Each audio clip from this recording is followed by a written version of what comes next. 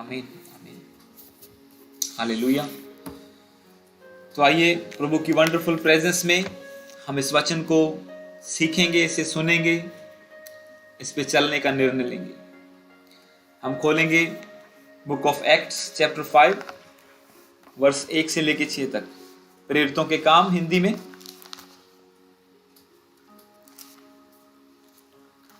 पंजाबी रसूलां दे करतब। Book of Acts chapter 5 प्रेरितों के काम उसका 5।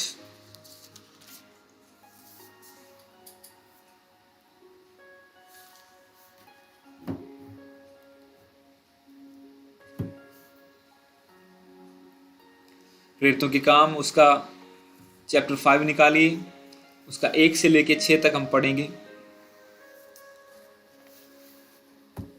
अगर आप खोल चुके हैं, मैं आपके लिए वचन को पढ़ देता हूं। हालेलुया।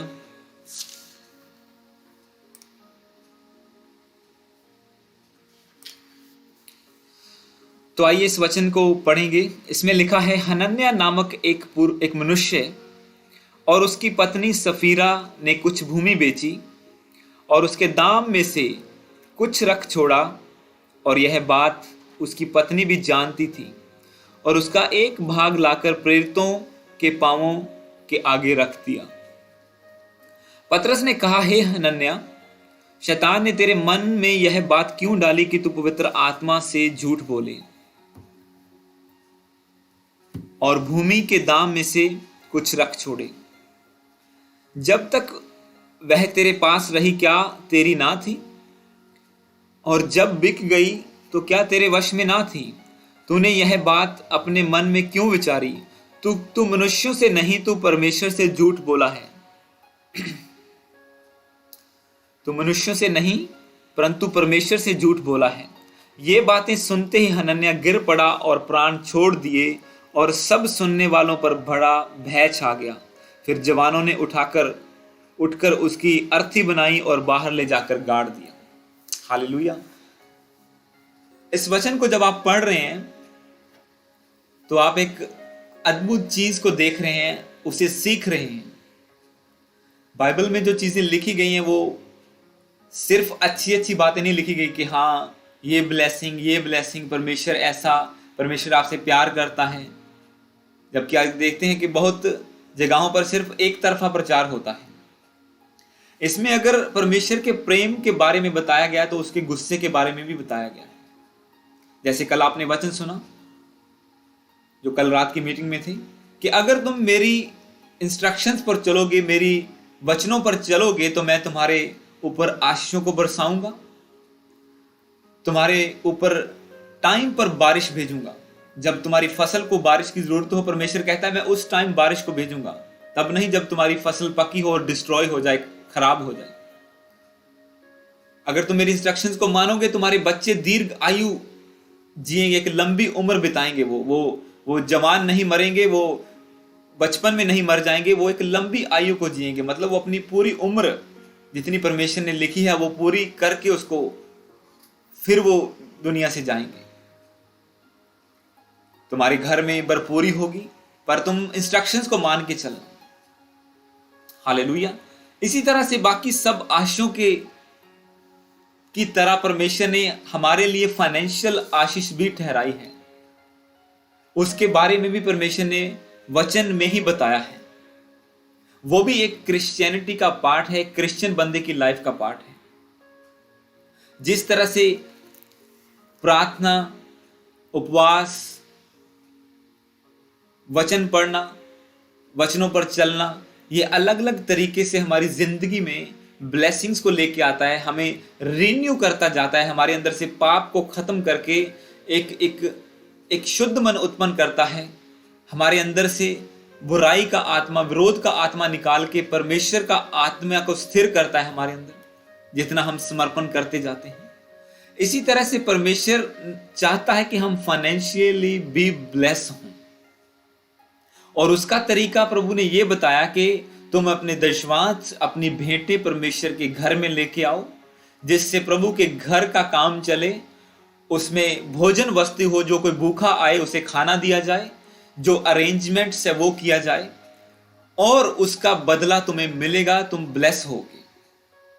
90% तुम रखो, 10% तुम परमेश्वर के भवन में प्रभु के कामों के लिए दो। जो ज्यादा देना चाहता है वो उसकी इच्छा है।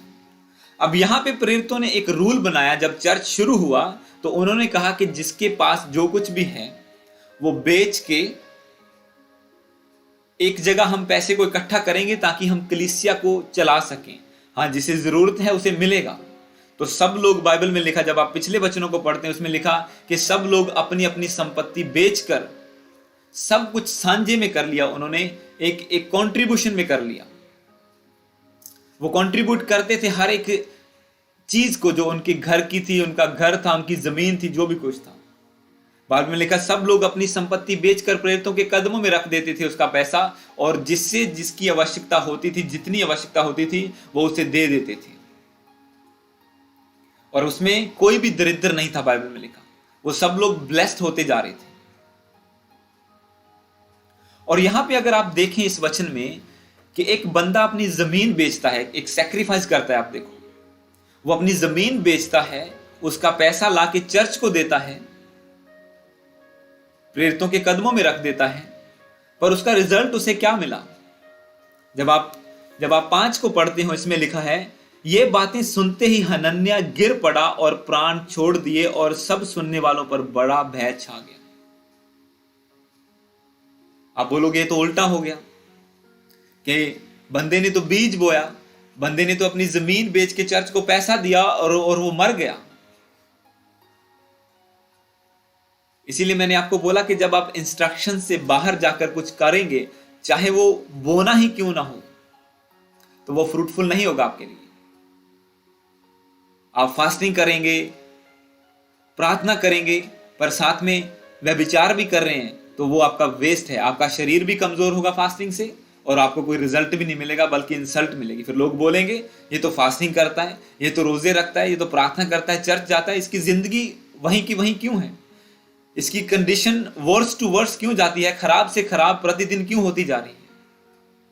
पर उन्हें नहीं पता कि आपको बाइबल पढ़ने के साथ साथ, रोजे रखने के साथ साथ ब्लू मूवी देखने की भी आदत है, कभी बार पैग लगाने की भी आदत है, कई बार लड़कियों को बुरा भला बोलने की, पत्नी से झगड़ा करने की भी आदत है। और इसी तरह से फाइनेंशियली आप तो सोचते हैं कि मैं तो दशमांश दे रहा हूं, मैं तो बो रहा हूं, मैं तो ऐसा कर रहा हूं, पर उसे according to word of God, परमेश्वर की इच्छा के अनुसार नहीं कर रहे आप। क्योंकि बाइबल कहती है कि परमेश्वर, गॉड लव्स चीयरफुल गिवर्स। जो यही आज का हमारा वचन है कि गॉड लव्स चीयरफुल गिवर्स, जो खुशी से, जो खुशी मन से देते हैं, परमेश्वर उन्हें प्रेम करता है, उन्हें ब्लेस करता है। इसीलिए उसने कहा कि जैसा तूने मन में ठाना है वैसा ही दान कर, जितना तूने ठाना है वैसा ही दान कर। ऐसा ना हो कि तू फोर्सफुली ਲੈ ਹੁਣ दशमांश तो देना ही पैना, ਹੁਣ चर्च जान लग गया, ਹੁਣ टाई तो कढ़ना ही पैना है। बाइबल कहती है कुड़ कुड़ के मत दो, परमेश्वर कहता है, उसका तुम्हें रिजल्ट नहीं मिलेगा। फिर आप बोलोगे वचन तो कहता है कि जो बोएगा वो काटेगा, मुझे तो फसल मिली नहीं। वचन तो कहता है कि जो बोएगा वो 100 गुना काटेगा, मुझे तो जितना बोया उतना भी वापस नहीं मिला। प्रभु कहता है कभी भी वापस लेने की एक्सपेक्टेशन करके दान ना दो। बीज ऐसे मत बो के हमें ये वापस मिल जाए। हाँ, प्रभु देगा, मल्टीप्लाई करेगा। जब एक किसान खेत में बीज बोता है तो उसे पता नहीं होता कि कल को अगर बारिश होगी या कुछ मौसम खराब हो गया या कुछ ऐसा हो गया तो ये जमीन से उगेगा कि नहीं उगेगा। पर वो भरोसा रख के वो एक सैक्रिफाइस करके बोता है, जमीन को तैयार करता है, उसमें बीज बोता है, और प्रभु अनुग्रह करता है और टाइम पर बारिश को भेजता है, जमीन सींची जाती है और फिर वो फल लेके आता है। आप सोचो अगर उसने बोया भी है और सूखा है, कोई पानी नहीं है, कुछ नहीं है, तो क्या वो बीज फल सकता है? वो नहीं फल सकता। इसी तरह से आपने बोया तो है, पर आपका दिल परमेश्वर के सामने सीधा नहीं है, परमेश्वर के सामने आप निर्दोष नहीं हैं, तो आपका बोना, उसके ऊपर परमेश्वर की ग्रेस नहीं होगी और वो फ्रूटफुल नहीं होगा। मेरा फर्ज है आपको बताना कि अगर आप बोते हैं अगर नहीं बोते हैं तो आपको बोना चाहिए, अगर बोते हैं तो आपको कैसे बोना चाहिए, ताकि आप रिजल्ट को देखें ना कि इंसल्ट को देखें। ऐसा ना हो कि आप बोएं भी, बलिदान करें भी, और फिर भी आपकी जिंदगी में कोई रिजल्ट ना हो। अपने मन को स्ट्रॉन्ग करें कि नहीं, ये टाइथ परमेश्वर का वचन कहता है ये मेरा नहीं है। आपको पता है जब जब मैं बोता हूं तो एक दिल में यही होता है कि ये इस पे मेरा पार्ट है ही नहीं। जब जब यहां फॉरेन में जब सैलरी आती है तो वो टैक्स कट के आती है। आप गवर्नमेंट की इंस्ट्रक्शंस को मान रहे हो पर परमेश्वर की इंस्ट्रक्शंस को तोड़ रहे हो। जब सैलरी आती है वो ऑटोमेटिकली अपना 20% 30% ले जाते हैं। वो अलग अलग पोर्शन है, यहाँ पे इतनी सैलरी है 20% ऑटोमेटिकली टैक्स कट जाएगा, इतनी है 25%, इतनी है 33% जाएगा। तीसरा हिस्सा गवर्नमेंट ले जाती है जब आपकी 60,000 65,000 से ऊपर सैलरी चली जाती है, क्योंकि वो कहते हैं कि हम तुम्हारा ख्याल रखते हैं, तुम्हारे लिए पार्क्स को बनाते हैं, तुम्हारे लिए सड़कें बनाते हैं, तुम्हारे लिए फैसिलिटीज देते हैं, बिजली आती है, सब चीजों को हम तैयार करते हैं इस पैसे से। इसी तरह से परमेश्वर कहता है कि जो जो टाइथ है जो तुम्हारे हाथ में आया, उसका जब तुम टाइथ दोगे तो मैं तुम्हारे लिए स्वर्ग खोल के आशीष दूंगा। वो कहता है मुझे परख के देखो कि मैं तुम्हारे लिए हेवन के डैम गेट्स खोलता हूं कि नहीं खोलता हूं। अपने दशवांत अपनी भेंटों को मेरे भवन में लेके आओ और मुझे परख के देखो। वो कहता है कि मैं तुम्हारे लिए डैम गेट्स को ओपन करता हूं कि नहीं, मैं तुम्हारे लिए स्वर्ग की खिड़कियां खोल के आशीष बरसाता हूं कि नहीं बरसाता हूं। और मैंने अपनी लाइफ में इस चीज को एक्सपीरियंस किया है। कुछ चीजों को मैं जानता हूं, मेरी वाइफ या सिर्फ परमेश्वर जानता है। हालेलुया। वो सब चीजें खोल के नहीं बताई जा सकती, पर मैंने कुछ चीजें टीम को बताई थी। टाइथ मैंने तब निकालना शुरू किया था जब मैंने $80 हफ्ते के कमाए थे, उसमें से $8 टाइथ निकाला था मैंने, जब मैं न्यूजीलैंड में नया आया था। और तब मैं बैप्टाइज नहीं था, तब मैं यीशु को मानता नहीं था। सिर्फ एक पास्टर से मुलाकात हुई थी आने से पहले कि हाँ ऐसे ऐसे यीशु को मानते हैं ऐसे, तो थोड़ा पता चला था, सिर्फ ब्लेसिंग लेने के लिए। पर अगर मैं आपको बताऊं तो मेरा टाइथ निकालना उतना फ्रूटफुल नहीं हुआ। मुझे अच्छी जॉब नहीं मिली, मैं भटकता रहा, मैं दर दर जाता रहा, मैंने लेबर का काम किया, मैंने इतना ऐसी कंडीशंस में काम किया कि जिनकी फोटोज मेरे पास हैं और मैं देख के हैरान होता हूं कि कभी मैं यहां था और परमेश्वर ने मुझे यहां उठाया। क्यों? क्योंकि मन परमेश्वर के साथ सीधा नहीं था। अभी भी मूर्ति पूजा में थे, अभी भी व्यभिचार वाले विचार दिमाग में आते थे, अभी भी गलत वीडियोस देखते थे, अभी भी सब कुछ थे और टाइथ निकालते थे। वो कुछ फायदा नहीं हुआ उसका, पर मैंने निकाला। हालेलुया। मैंने निकाला, बट वो उतना रिजल्ट नहीं लेके आया जितना आज रिजल्ट लेके आता है जब हमारा मन परमेश्वर के साथ सीधा है, जब हम चीयरफुली देते हैं कि हाँ परमेश्वर इस पे मेरा कोई हक नहीं है, तूने मुझे दिया है, मैं थैंक्स गिविंग तुझे देता हूं। आपको पता है जब आप देते हैं वो दान नहीं देते, वो आप थैंक्स गिविंग देते हैं कि परमेश्वर तूने मुझे इतनी आशीष दी, ये इसमें से मैं थैंक्स गिविंग देता हूं। परमेश्वर ने सिर्फ आपसे आधा नहीं मांग रहा, परमेश्वर आपसे सिर्फ 10% मांग रहा है। वो कहता है कि 90% जो तू रखेगा उससे भी मैं और ज्यादा बढ़ाऊंगा। और यहां पे अगर आप देखो, हनन्याह ने अपनी भूमि बेची और बाइबल में लिखा कि उसका कुछ भाग उसने प्रेरितों के कदमों पे रख दिया। मान लो 50-50 कर दिया, तो भी उसे क्या मिली? डेथ मिली। क्योंकि रूल क्या था तब? उस चर्च का रूल क्या था? उसका था कि जो भी इस चर्च का मेंबर है, हम सब लोग मिलके इस चर्च को चलाएंगे, अपनी संपत्ति को बेचेंगे और जितना पैसा आएगा उसे हम यहां इकट्ठा करेंगे, भंडार में इकट्ठा करेंगे और यहां से सबकी सहायता होगी। अगर उसने अपनी भूमि बेच दी, अगर उसे हेल्प की जरूरत थी तो चर्च उसकी हेल्प करेगा, बट उसे सारा पैसा वहां पे लेके आना पड़ेगा। ये रूल था। और अब रूल क्या है परमेश्वर का? तुम टाइथ दो। तब भी टाइथ का था, पर उस चर्च का रूल ये बना था, उन्होंने एक कह सकते हैं एक वाचा बांधी थी आपस में, पर उसने वाचा को नहीं तोड़ा। इसलिए पतरस ने कहा कि तूने मनुष्यों से नहीं, तूने परमेश्वर से झूठ बोला है। आज लोग यहीं पे मार खा जाते हैं। जब इंस्ट्रक्शंस मैन ऑफ गॉड देता है, जब प्रभु के वचन में से बताता है, तो वो लोग सोचते हैं कि नहीं ये हमारे लिए नहीं है। हाँ, जब आशीष का वचन आता है कि तुम ब्लेस हो जाओ, तुम्हारे फाइनेंस बढ़े, तुम्हारी जॉब हो जाए, तुम्हारा बिजनेस बढ़े, तब आमीन शत फाड़ के बाहर जाता है। पर जब रियल इंस्ट्रक्शंस दी जाती हैं ब्लेस होने के लिए, रियल वचन को बताया जाता है, तब ऊपर से कहते हैं निकल जाए, तब कान बंद हो जाते हैं और इसीलिए ब्लेसिंग नहीं ले पाते हैं लोग, बहुत से लोग। ये सबकी सिचुएशन नहीं है। बहुत से लोग हैं जो ज्यादा बोते हैं, जितना उन्हें बोना चाहिए उससे ज्यादा बोते हैं। मैंने आपको बताया टाइथ में तब निकालता था, और अब कितने साल हो गए टाइथ नहीं है, उससे बहुत ऊपर की बात है। और परमेश्वर ब्लेस करता है दिन ब दिन, रास्तों को खोलता है। प्रभु ने ऐसे रास्तों को खोला है जिनकी टेस्टिमनीज आप आने वाले दिनों में सुनोगे। और उसका रीजन सिर्फ एक ही बात है, बोना। हालेलुया। अगर आप इस वचन को देखो, अगर इसके पीछे अगर आप जाओ थोड़ा सा,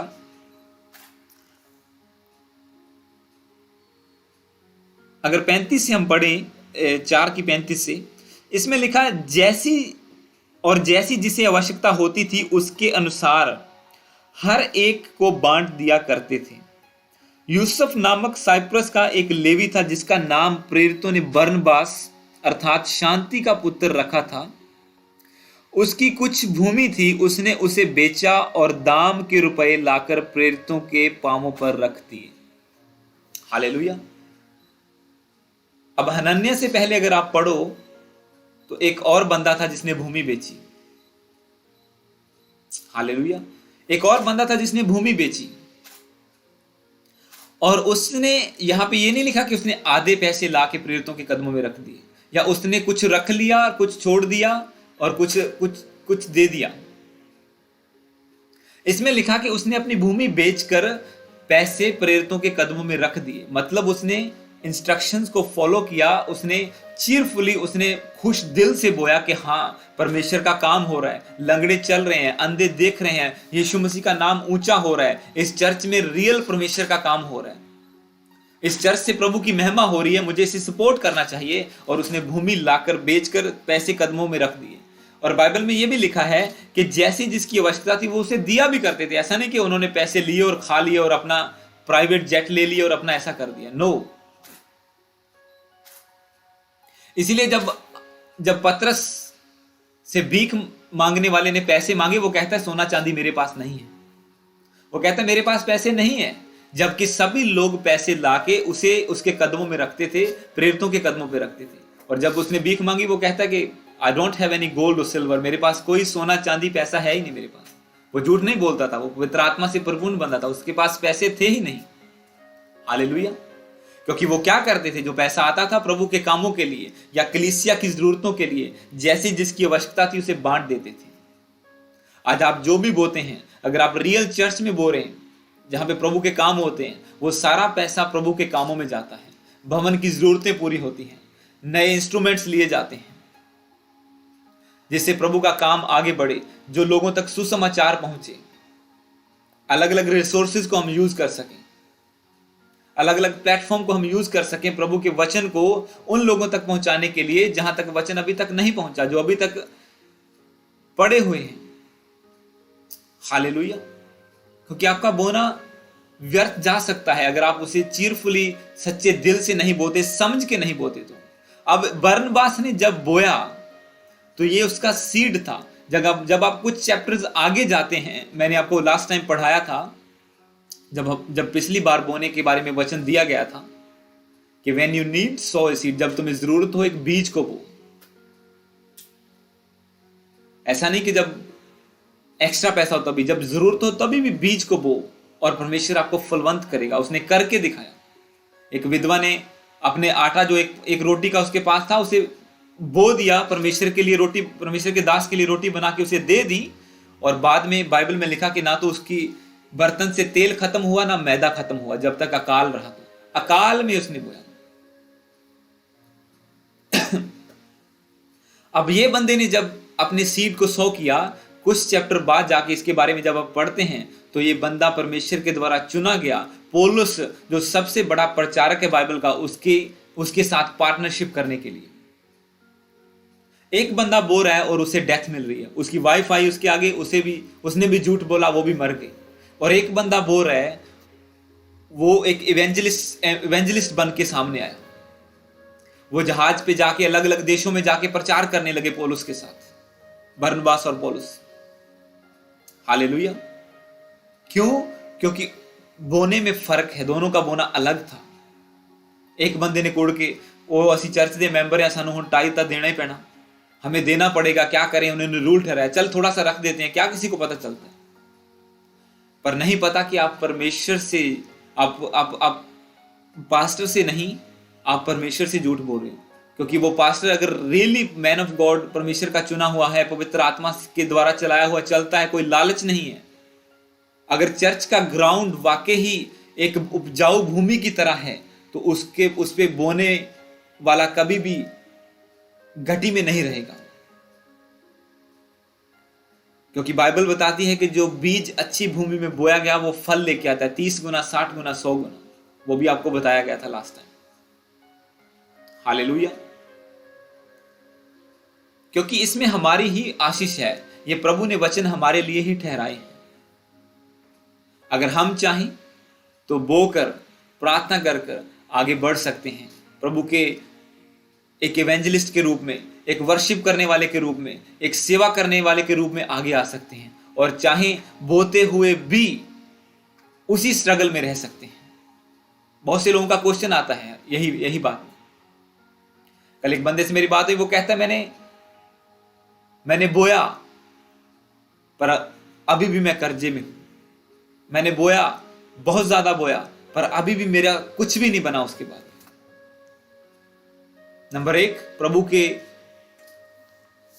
साथ पूरी तरह से जुड़ा नहीं हुआ। नंबर 2, जहां पे बोया वो जगह सही नहीं थी। ऐसा मेरे साथ भी हुआ, जहां पे बोया वो जगह सही नहीं थी और वो फल नहीं लेके आया। जब सही जगह पे बोया, सही भवन में बोया, सही परमेश्वर के काम करने वाले चर्चेस में बोया, तब वो इतना फलवंत हुआ कि परमेश्वर ने जैसे डैम गेट्स खोले हो ऐसे। हालेलुया। हम एक वचन को आगे पढ़ेंगे, जेनेसिस 4 उसका 3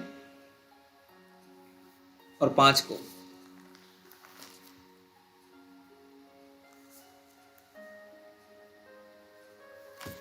उत्पत्ति उसका चैप्टर 4, जेनेसिस उत्पत्ति की किताब चैप्टर 4 उसका 3 से लेके 5 तक हम पढ़ेंगे।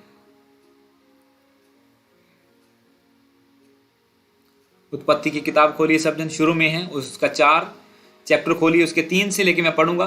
कुछ दिनों के पश्चात कैन यहोवा के पास भूमि की उपज से कुछ भेंट ले आया, और हाबिल भी अपनी भेड़ बकरियों के कई एक पहलौठे बच्चे भेंट चढ़ाने ले आया और उनकी चर्बी भेंट चढ़ाई। तब यहोवा ने हाबिल की भेंट को तो ग्रहण किया, परंतु कैन और उसकी भेंट को उसने ग्रहण ना किया। तब कैन अति क्रोधित हुआ और उसके मुंह पर उदासी छा गई। हालेलुया। आप यहां पे देखते हैं आदम और हवा के जो बेटे हुए, एक ही माँ बाप के बेटे हैं, एक ही शिक्षा उनको मिलती है, सब कुछ एक ही करते हैं। एक ही तरीके से उनको बताया गया कि तुम्हें, हमने पाप कर लिया था, अब हमें बलिदान चढ़ाने होंगे परमेश्वर को अपने पापों की माफी के लिए। तुम्हें पहली उपज लेके जाना होगा, पहलोठे लेके जाना होगा। हालेलुया। और वो दोनों लेके गए, पर परमेश्वर ने एक की भेंट को ग्रहण किया, दूसरे को नहीं किया। फर्क कहां पे था? एक बंदा क्रोध करने वाला था, मजबूरी में देने वाला था कि हाँ अब माँ बाप ने बोला है देता हूं। इसमें लिखा कि उसमें से कुछ उपज वो लेके गया।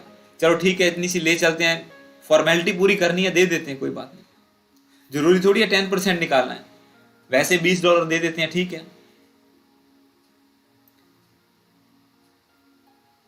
और यहां पे वो कुछ भेंट लेके गया, पर जब हाबिल लेके गया तो वो अपनी उत्तम भेंट को लेके गया। बाइबल में लिखा है वो अपनी पहलोठे लेके गया, फर्स्ट बॉर्न, मतलब जो बेस्ट था उसने वो दिया।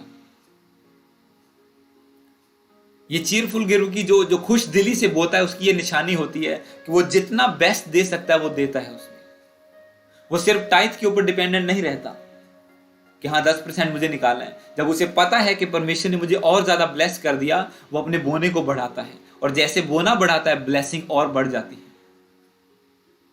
ये बार बार मेरे साथ ऐसा हुआ। जैसे बोना बढ़ा, ब्लेसिंग बढ़ी, ब्लेसिंग बढ़ी और बोना बढ़ाया और ब्लेसिंग बढ़ी। ये प्रभु का रूल है और हमारे लिए, हमारी आशीष के लिए है कि जो जितना दे, अपने मन में जितना ठाने उतना दे, और जब दे तो खुश दिल से दे, कुड़ कुड़ के ना दे। जिस नाप से तुम नापोगे उसी से तुम्हारे लिए नापा जाएगा,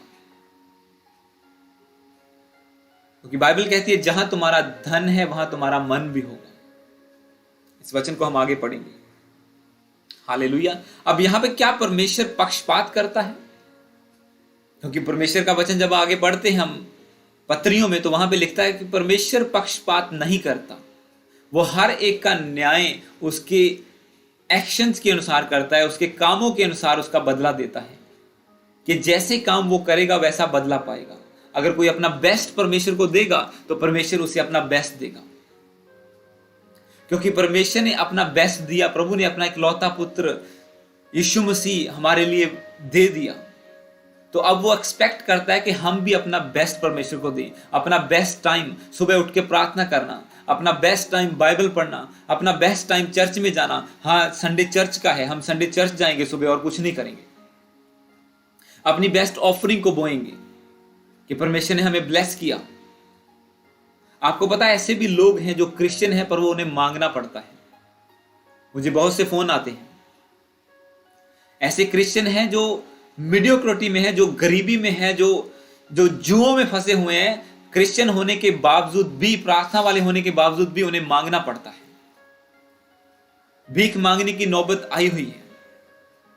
उसका रीजन यही है कि परमेश्वर के साथ वफादारी ना बना के रखना। जब ब्लेसिंग थी प्रभु के साथ वफादारी नहीं बनाई, और जब प्रॉब्लम आई तो अब कहते हैं कि प्रभु हमें ब्लेस क्यों नहीं कर रहा।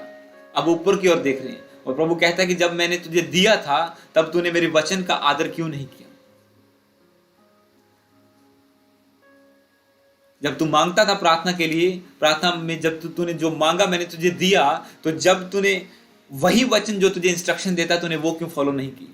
तूने वचन से ये तो ले लिया कि हाँ परमेश्वर स्वर्ग खोल के देगा, परमेश्वर ऐसा करेगा, परमेश्वर वह करेगा, पर तू वो लाइन स्किप क्यों कर जाता है जहां पे लिखा हुआ है कि अपने दशमांत और भेंटें परमेश्वर के भवन में लेके आओ, ताकि मैं तुम्हारे लिए स्वर्ग को खोल के तुम्हारे ऊपर आशीष बरसाऊं। हालेलुया। जब मलाकी की बुक को आप पढ़ते हैं उसमें लिखा हुआ है ये वचन कि दशमांश बेटों को लाओ और मुझे परख के देखो। हम एक वचन को आगे और पढ़ेंगे, बुक ऑफ ल्यूक, ताकि मैं आपको अच्छे से समझा सकूं। और भी चैप्टर 18 लूका उसका 18, मत्ती मरकस लूका उसका 18 को खोलिए, उसका 26 से लेके 30 तक हम पढ़ेंगे।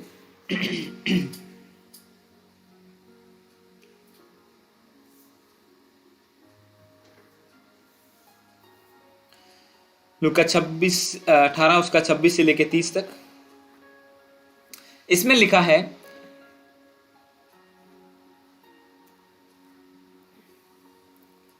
इस पर सुनने वालों ने कहा, तो फिर किसका उद्धार हो सकता है? उसने कहा, जो मनुष्य से नहीं हो सकता वह परमेश्वर से हो सकता है। पतरस ने कहा, देख हम तो घर बार छोड़कर तेरे पीछे हो लिए हैं।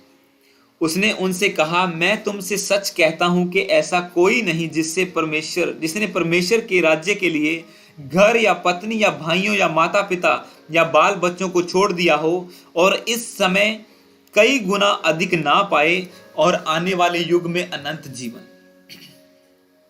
हालेलुया। मतलब प्रभु यीशु मसीह कहते हैं कि ऐसा कोई नहीं, there is not even one, वो कहता है ऐसा कोई भी नहीं कि जिसने मेरे लिए कुछ छोड़ा हो और वो उसका 100 गुना ना पाए। आप मसीह में आए, आपकी फैमिली ने विरोध करना शुरू कर दिया, ठीक है, आप उसका आदर करते हैं, आप उसका ऑनर करते हैं, उनसे प्रेम करते हैं, पर उनकी जो चीजों पर वो चलते हैं उन पर नहीं चलते। आपने मसीह के पीछे चलने का फैसला कर दिया। तो परमेश्वर कहता है ऐसा कोई भी नहीं जो उसका 100 गुना ना पाए, जिसने अपनी फैमिली को, अपने माँ बाप को, अपने भाई बहनों को ना छोड़ दिया हो मेरे लिए। छोड़ना मतलब कि अलगताई में चले जाना, कि मैं तो यीशु मसीह के पीछे चलूंगा। हालेलुया। और वो कहता है कि ऐसा कोई भी नहीं कि जो 100 गुना ना पाए और आने वाले युग में अनंत जीवन ना पाए। मतलब जब आप बोलते हैं, चाहे वो आपका बलिदान हो दूसरों को छोड़ के अलगताई में जाने का, चाहे वो आपका टाइम हो कि आपने अपने काम का टाइम घटाकर 1 घंटा शाम को कम काम करते हैं और प्रेयर में ज्यादा टाइम बिताते हैं, आपने अपने टाइम का बलिदान दिया, आपने अपने टाइथ का बलिदान दिया कि प्रभु ये टाइथ तेरा है, मैं उसके ऊपर भी देता हूं। प्रभु कहता है ऐसा कोई भी नहीं जिसने मेरे लिए जो छोड़ा हो उसका 100 गुना ना पाए। मतलब और प्लस उसके अनंत जीवन भी पाएगा वो आने वाले युग में। मतलब अटर्नल लाइफ, स्वर्गीय जीवन भी उसे मिलेगा। तो ये परमेश्वर हमें ब्लेस करना चाहता है कि हम हर हिस्से में बरकत को पाएं, ना कि सिर्फ हालेलुया आमीन बोलने वाले बने। जब लोग हमारी ओर देखें तो हमारे कामों को देखकर प्रभु की महिमा करें कि इनका परमेश्वर ब्लेस करने वाला परमेश्वर है।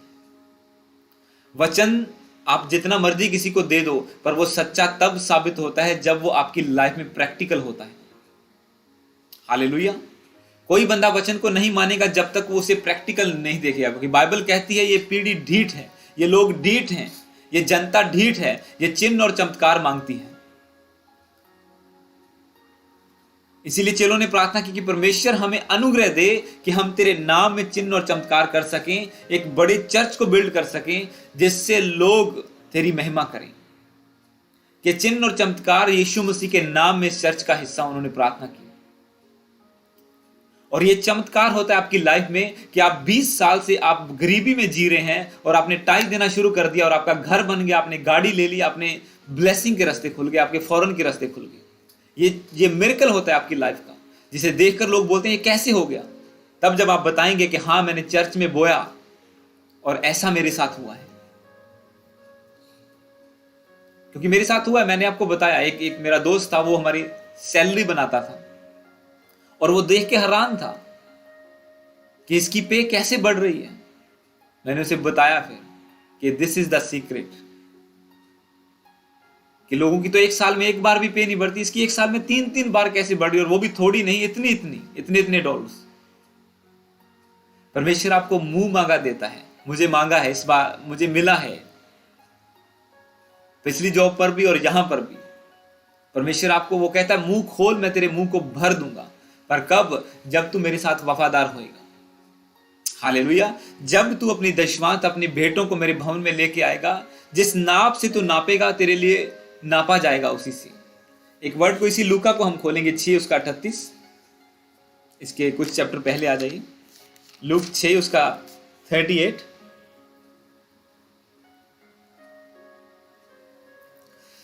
इसमें लिखा है, लूका 6 उसका 38 को पढ़ेंगे। दिया करो तो तुम्हें भी दिया जाएगा, लोग पूरा नाप दबाकर और हिला हिलाकर और उबरता हुआ तुम्हारी गोद में डालेंगे, क्योंकि जिस नाप से तुम नापते हो उसी से तुम्हारे लिए भी नापा जाएगा। हालेलुया। कि जिस नाप से तुम नापते हो उसी से तुम्हारे लिए भी नापा जाएगा। परमेश्वर का वचन कहता है कि लोग, उसने ये नहीं कहा कि मैं, उसने कहा लोग पूरा नाप दबा दबा कर, हिला हिलाकर तुम्हारा उबरता हुआ तुम्हारी गोद में डालेंगे। कि जब तुम इतना नाप रखोगे कि नहीं परमेश्वर मैं तो इतना ही दे सकता हूं, मेरा गुजारा नहीं चल रहा, ठीक है। वो कहता है जब तुम्हें ब्लेस करने का टाइम आएगा लोगों के द्वारा, तो मैं भी उसी नाप से नापूंगा। अगर तू टाइथ पे लिमिटेड रहेगा तो ठीक है, टाइथ के बदले में 100 गुना मैं तुझे देता जाऊंगा। पर जब तू 10 को 15% करेगा, तू 20% करेगा, तो तब फिर तू भी उभरता हुआ ओवरफ्लो ब्लेसिंग को अपनी गोद में गिरता हुआ देखेगा। जिस नाप से तू नापेगा उसी से तेरे लिए नापा जाएगा। अगर तू सिर्फ टाइथ वाले नाप पर लिमिटेड रहेगा तो ठीक है, तू ब्लेस्ड है। पर तू ओवर ब्लेसिंग चाहता है तो अपने नाप को बढ़ा। और जब मेजरमेंट तू करेगा, जिस मेजर से तू मेजर करेगा उसी मेजर को मैं इस्तेमाल करूंगा। मतलब वही परसेंटेज को मैं इस्तेमाल करूंगा। ऐसा नहीं कि आपने $100 दिया तो परमेश्वर भी आपको 100 ही देगा। वो मल्टीप्लाई करने वाला परमेश्वर है। पर वो कहता है कि ब्लेसिंग कितनी होगी ये तेरे ऊपर डिपेंड करता है, मेरे ऊपर डिपेंड नहीं करता। वही लोग जिनसे तू बोलता है बॉस मेरी सैलरी बढ़ा दो, मुझे ऐसा कर दो, मुझे, और बॉस को तुम $1 बोलते हो और वो 50 सेंट बढ़ाता है। वही बॉस को फिर जब आप बोलेंगे मुझे इतनी चाहिए तो वो करेगा। फिर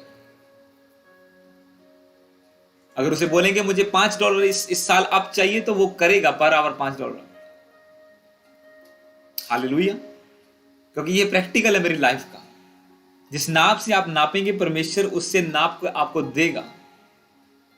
जब आप हाथ खोलेंगे तो परमेश्वर भी अपने हाथ खोल देगा। बाइबल कहती है वो अपनी मुट्ठी खोलता है और सब प्राणियों को अपना आहार देता है।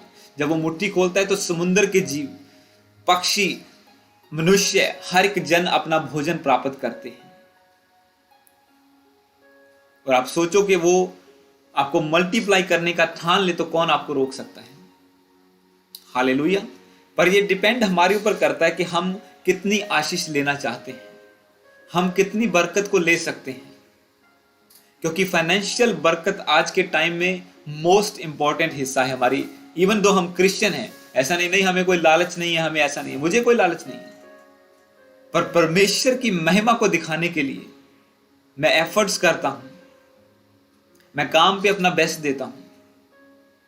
हालेलुया। हमारे काम पे मेरे से कई गुना ज्यादा एक्सपीरियंस लोग हैं, पर ब्लेसिंग सबसे बड़ी मेरी है। अभी बॉस ने अनाउंस किया कि हाँ इंसेंटिव सिस्टम शुरू होगा, जो इतनी सेल करेगा उतना पैसा उसे मिलेगा, इतना इंसेंटिव मिलेगा उसे, इतनी ज्यादा सैलरी के ऊपर मिलेगा। 3 हफ्ते पहले, पिछले 3 हफ्तों में सिर्फ मैं ही अचीव कर पाया हूं, आप बोलो। और मेरे से 12-12 साल से काम वहां पे करने हैं लोग, जो कंपनी के इन्स एंड आउट सब जाते हैं, सिर्फ मैं अचीव कर पाया हूं। It's the grace of God. जब आप प्रभु के साथ वफादार हैं, प्रभु सोर्सेज बनाएगा आपको ब्लेस करने के लिए। और ना आज से पहले, और मैं आपको और बात बताऊंगा, इतने साल से कंपनी चली है, कभी इंसेंटिव सिस्टम था ही नहीं वहां पे, हाँ इतना कमीशन मिलेगा जो सेल करेगा। मैंने बोल के उसको लागू करवाया अभी बॉस को, और उसमें ब्लेस्ड भी मैं ही हो रहा हूं। खुश तो सब है, हाँ हाँ हाँ हाँ हाँ, ज्यादा पैसा आएगा। क्योंकि परमेश्वर आपके लिए रास्तों को सीधा करता है। प्रभु आपके लिए वो कहता है, इस वचन को दोबारा पढ़ेंगे 38 को, दिया करो तो तुम्हें भी दिया जाएगा, लोग पूरा नाप दबा दबा कर और हिला हिला कर और उबरता हुआ तुम्हारी गोद में डालेंगे, क्योंकि जिस नाप से तुम नापते हो उसी से तुम्हारे लिए भी नापा जाएगा। हालेलुया। मैं टाइप पर बोने पर ज्यादा वचन नहीं देता, पर पिछली बार मैंने दिया था और अभी भी एक इस पुश किया मुझे पवित्र आत्मा ने कल के नहीं, ये वचन जाना चाहिए लोगों के पास ताकि ये ब्लेस हो सके। अदरवाइज आप जितना मर्जी जोर लगाते रहो, घंटे ओवर कर लो, ओवर टाइम लगा लो, शिफ्टें दिन रात की लगा लो, कुछ नहीं बनेगा। ऐसे लोग हैं जो लगाते हैं दिन रात काम, चर्च जाने तक का टाइम नहीं है, पर हालात वहीं के वहीं हैं। क्यों? जब हम पूरी रीति से परमेश्वर के साथ जुड़ेंगे, खुश दिल के साथ, आप दे भी तब ही सकते हैं खुश दिल के साथ जब प्रभु का आत्मा आपके अंदर बसा हुआ है। वही आपको स्ट्रेंथ देगा बोने की, और वो तब बसेगा जब आप प्रेयर में होंगे, जब एक संगति में होंगे, वचन पर चलने वाले होंगे, पाप नहीं करेंगे, पाप को मना करेंगे, तभी पवित्र आत्मा आपके अंदर बसेगा और वही सब बातें करना आपको सिखाएगा। पूरी बाइबल पर पूरी इंस्ट्रक्शंस को फॉलो करना हमारे बस की बात नहीं है, पर हम कर सकते हैं, क्योंकि बाइबल कहती है मनुष्यों के द्वारा तो नहीं, पर परमेश्वर के द्वारा सब कुछ हो सकता है। जैसा पहला हमने वचन पढ़ा, लूका 18 उसकी 26 में पढ़ा, यीशु मसीह ने कहा मनुष्यों के द्वारा। वो कहते कि प्रभु किसका उद्धार हो सकता है? फिर प्रभु ने कहा कि अमीरों का परमेश्वर के राज्य में शामिल होना बहुत ही मुश्किल है। उसी वचन में जब आप 24 से लेके पढ़ते हैं तो अमीरों का परमेश्वर के राज्य में, क्योंकि वो क्या है, उन्हें प्रॉब्लम होती है पैसा निकालने में। जितना ज्यादा धन होता जाता है वो और जोड़ना चाहते हैं, और हो जाए और हो जाए और हो जाए। पर एक बंदा जब अपने मन को खोल देता प्रभु के सामने कि प्रभु ठीक है, मैं ब्लेस्ड हूं, मेरा गुजारा चल रहा है, मोर्गेज जा रहा है, अच्छा मैं खाता हूं, अच्छा पहनता हूं, गाड़ी है, सब कुछ है, ठीक है, बाकी मैं तेरे भवन में बोता हूं। तो परमेश्वर कहता है ठीक, फिर जिस नाप से तूने नापा, अब देख मैं कैसे नापता हूं तेरे लिए, अब देख कैसे उभरता हुआ तेरे हिलती हुई ब्लेसिंग, ओवरफ्लो होती हुई ब्लेसिंग तेरी गोद में आती है, अब तू देख। ओके, चेले कहते हैं परमेश्वर फिर किसका उद्धार हो सकता है? अगर एक अमीर बंदा जिसके पास इतना पैसा है वो भी नहीं बोल सकता, वो भी परमेश्वर के राज्य में शामिल नहीं हो सकता, तो किसका उद्धार हो सकता है? प्रभु कहता है मनुष्यों के द्वारा तो नहीं, पर परमेश्वर के द्वारा सब कुछ संभव है। एक ऐसा बंदा बेशक अमीर नहीं है, पर उसने बलिदान कर दिया, अपनी जिंदगी दांव पर लगा दी। उसने घर बार छोड़ के, भाई बहनों को छोड़कर, माता पिता को छोड़कर, अपनी जॉब से टाइम कम करके मेरे पीछे चलना शुरू कर दिया, सेवा करनी शुरू कर दी है। परमेश्वर कहता है वो 100 गुना और अनंत जीवन भी पाएगा। हालेलुया। ये प्रभु यीशु मसीह के वर्ड हैं जिसे आप सुन रहे हैं, उसके मुंह से निकले हुए वचन है, और एक भी वचन खाली नहीं जाता। एक लास्ट वचन को हम पढ़ेंगे, फिर हम फिनिश करेंगे। नंबर्स बुक ऑफ गिनती की किताब, जिसको मैं आजकल पढ़ रहा हूं और आप उससे वचन सीख रहे हैं। नंबर्स 18 उसका 25, गिनती की किताब उसका 18 चैप्टर पुराने नियम में, और उसका 25।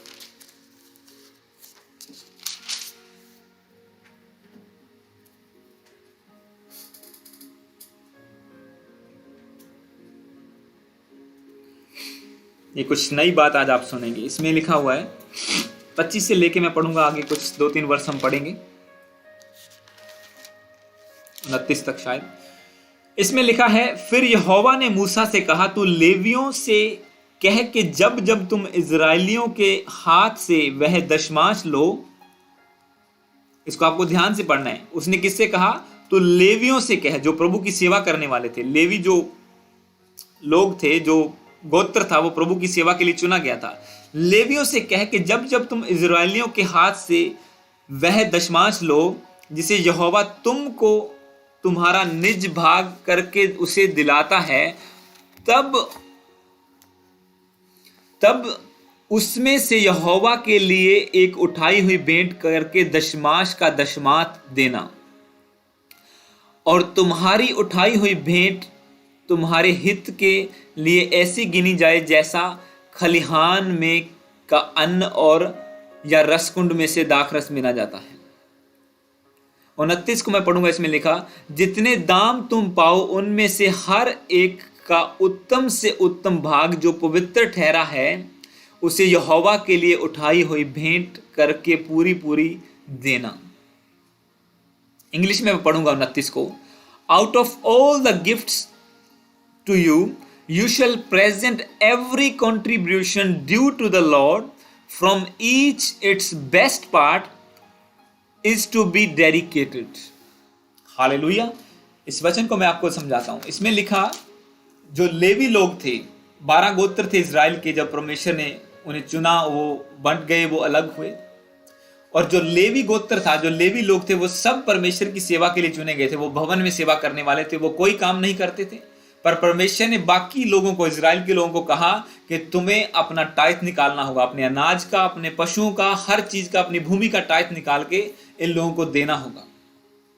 अब लेवियों को परमेश्वर कहता है कि जो टाइथ तुम्हें मिले, जो गिफ्ट्स तुम्हें मिले बाकी लोगों से, तुम्हें भी उसका दशमांश निकालना होगा, और वो वैसे गिना जाएगा जैसे बाकी लोग भूमि में उपज उपजाकर मेहनत करके अपने अनाज को पैदा करते हैं, उसका टाइथ लेके आते हैं, वैसे ही तुम्हारा टाइथ गिना जाएगा, ताकि तुम भी ब्लेस हो सको। आप सोचो, एक पास्टर को भी परमेश्वर कह रहा है, एक कलीसिया को, चर्च को, अगर चर्च में आप टाइथ देते हैं तो एक मतलब कि एक पास्टर भी उसका टाइथ निकाल के अपने अगुए को, अपने स्पिरिचुअल फादर को भेजे, ताकि वो चर्च ब्लेस हो सके। आप तो बोने के द्वारा ब्लेस हो रहे हैं चर्च में, अगर आप बो रहे हैं तो टाइथ दे रहे हैं, पर अगर पास्टर को ब्लेस होना है तो उसे उस टाइथ का, अपना टाइथ प्लस जो ऑफरिंग इकट्ठी हो रही है, जो कंट्रीब्यूशन हो रहा है, उसका टाइथ निकाल के अपने बड़ी चर्च को, मेंटर चर्च को भेजना होता है।